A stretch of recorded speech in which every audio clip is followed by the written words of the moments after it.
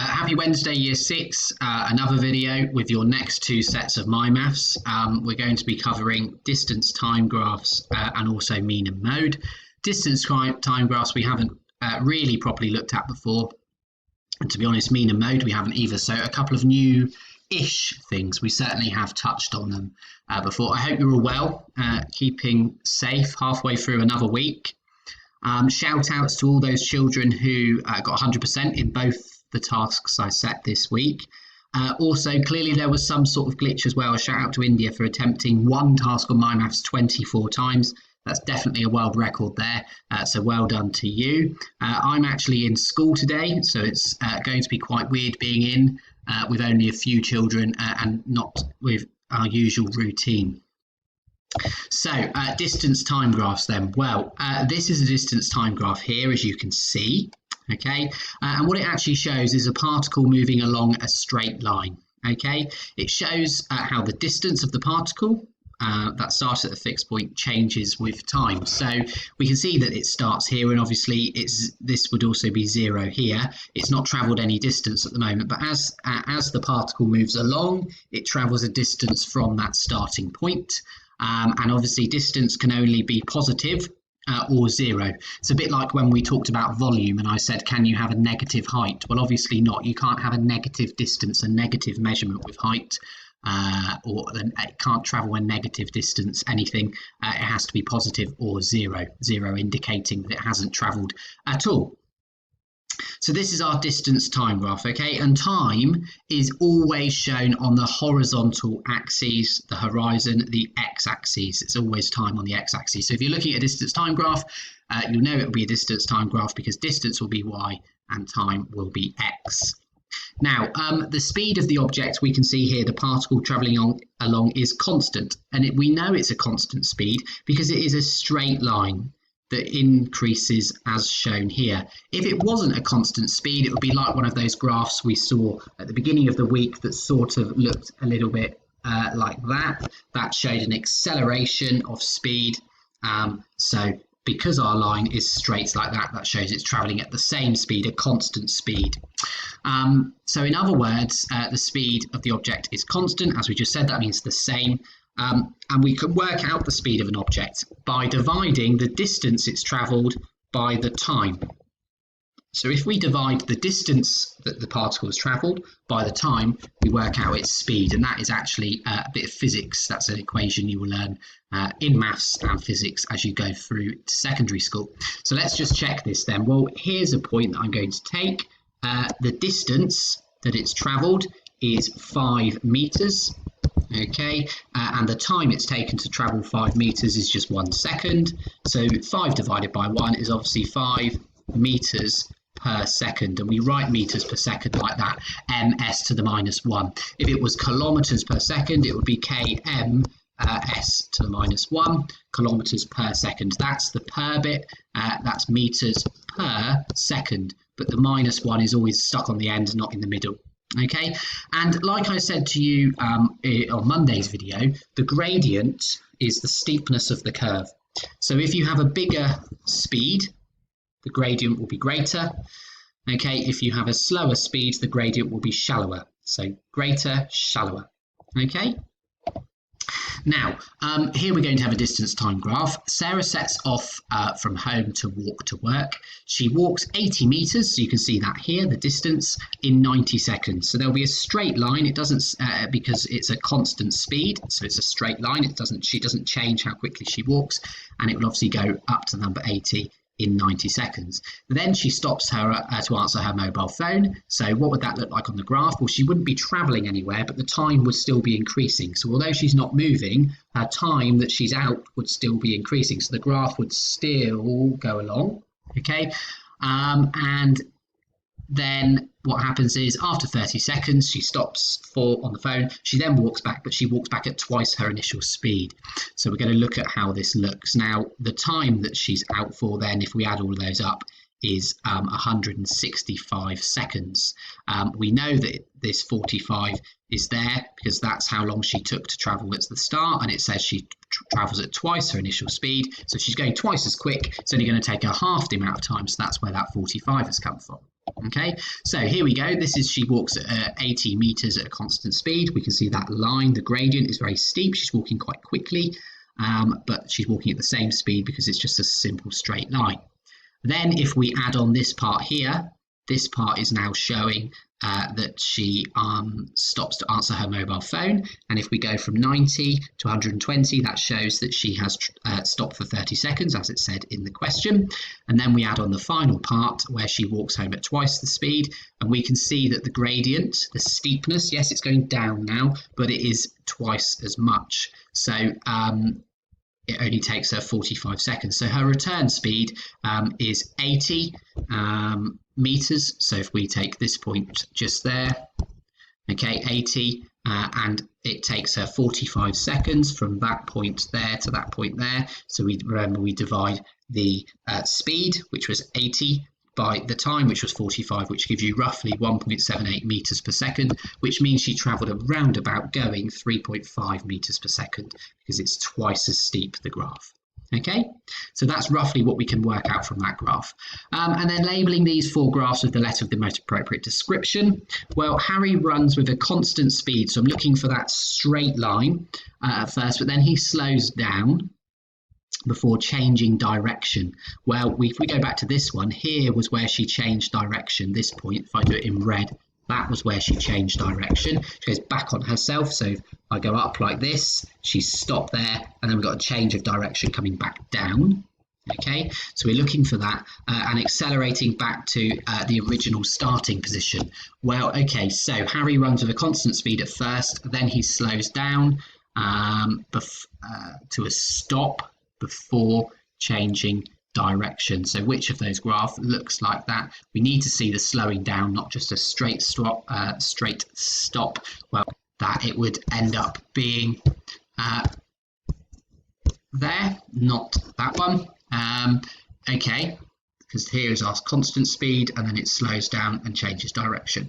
And you would go through and you just look at them realistically. John gradually slows down from his original speed, once coming to a stop. Then he runs in the opposite direction and maintains a constant speed until he returns to his starting point. Well, here we go. He gradually slows down. So here it is. That's the line going like that, suggesting he's still increasing speed but slowing down. Increasing his distance, but then he runs in the opposite direction. That runs, and it's at a constant speed. Well, that's that one, isn't it? There's the running at the opposite direction at constant speed, so that would be C. Okay, right, moving on. And then you have a slightly harder question, which looks a bit like this. The graph shows the progress of 2 swimmers, A and B, in the race over 2 lengths of the pool. Length 1 is going up.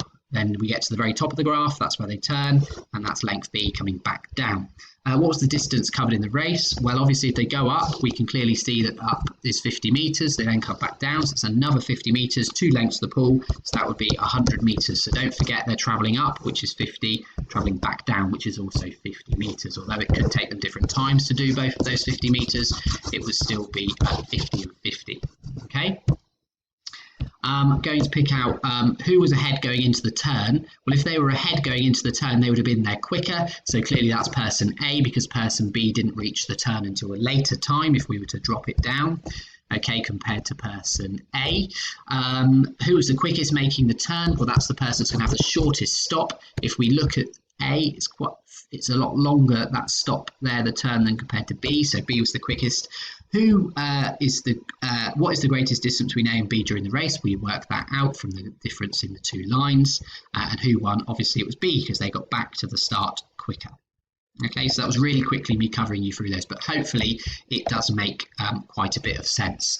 Now, I'm going on to mean and mode then. So what does average mean? Well, it's probably the most often, the average. The most usual, the most particular, that's what the average means.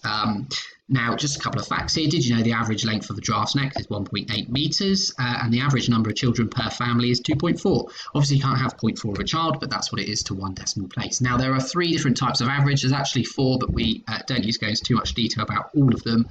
You've got mean, which we have certainly talked about before. Mode we haven't, possibly in science. You've got median as well. And there's another one called the range. And you will learn about all of these as you go into secondary, certainly doing your GCSEs. Okay, now we're going to focus specifically on mean and mode. Now the mean is the trickiest one because you have to do all that adding up and dividing.